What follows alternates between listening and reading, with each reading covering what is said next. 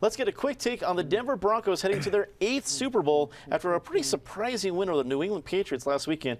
Patty Calhoun from Westward, it sounds like pretty much a storybook, a potential storybook ending for Peyton Manning, following the footsteps of his current boss, John Elway. What do you think? I keep thinking of that Walt Disney movie that scared me to death when I was a little kid, where there's like a panther jumping on the back of a horse. Do you remember that scary, scary Disney thing? I'll find it.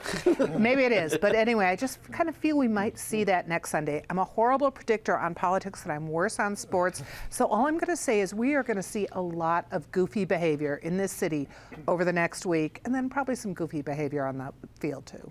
Goofy behavior indeed. And speaking of goofy behavior, we have David Kopel back. David Kopel from DU Law School and Independence Institute. A big national spotlight on Denver, whether we like it or not, because of the Super Bowl. Is it a good thing? It's a wonderful thing, and it was a great season, and the Broncos won with a complete team effort in that game and throughout the season, and sort of set an example of good character in that way.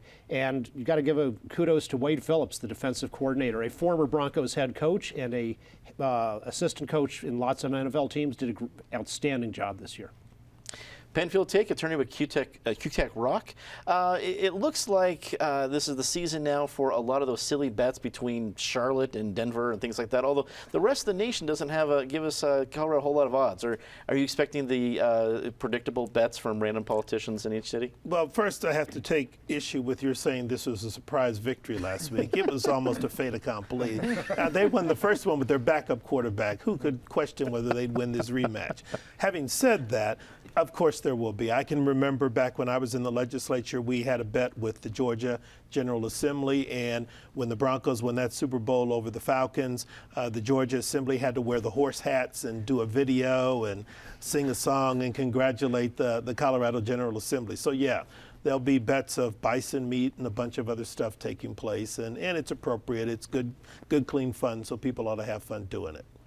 And Mike Ciccone from the Keystone Policy Center, wrap it up for us. Regardless of what happens next week, you cannot deny that we've had an incredible ride the past 4 seasons with Peyton Manning. I know a lot of folks, including some people I'm related to, feel like the Panthers are going to steamroll the Broncos, but 4 conference championships, 2 AFC championships. Think of how many teams out there, including the team I grew up rooting for, the Cleveland Browns, would kill for just one of those seasons.